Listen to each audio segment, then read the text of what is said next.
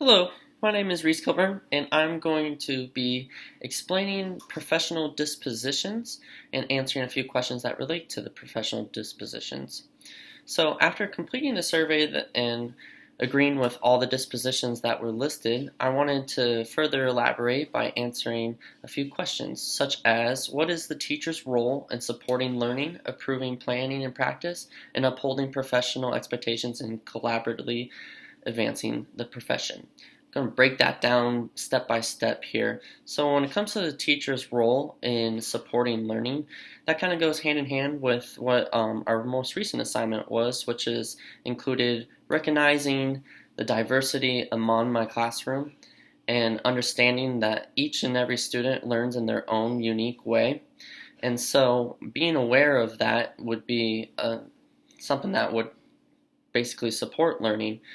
So moving forward, when I do become a teacher, I'm going to constantly trying to keep that in mind and planning my lesson plans around that as much as I can, so that way each and every student is learning to their fullest potential.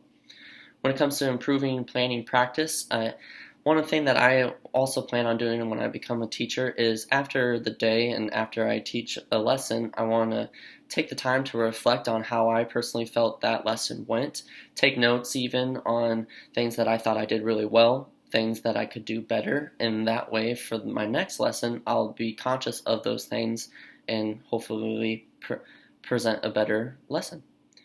When it comes to upholding professional expectations and collaboratively advancing the profession, that's just being a role model in not only the school setting but also the community setting.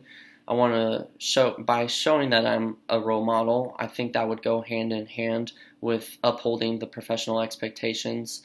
And for collaboratively advancing the profession, I want to really utilize my colleagues in the school that I'm working with and know that they are there for not only support but as a resource when it comes to advancing not only the profession but my own profession. The second question is, what dispositions do you currently possess that will make you a successful teacher, and what dispositions I need to work on before entering the classroom as a first year teacher? I think one thing that I do really well as of right now is understanding the effect of community involvement and servant leadership as it applies to the welfare of others in the educational setting. Right now, I have a part-time job as a waiter slash bartender at a restaurant that I worked at all throughout my high school career. And one thing that I take a lot of pride in is making connections with each and every one of those customers when they come in and building relationships not only with that specific person, but at the end of the day, I feel like I've built relationships with the community as a whole. And I want to be able to take that into me being a teacher, and as of right now, I think I would do a really good job of that. One thing that I'm trying to work on is educators should be committed to the profession of teaching and learning. While I believe I am very, very committed to education, I know that as being a first-time teacher, I'm going to have to constantly be looking at the content of what I'm teaching, and it might not come across super easy at first, and I'm trying to recognize that as a first-time teacher and preparing myself for that obstacle when I do reach it. What effect could personal biases have on teaching and learning?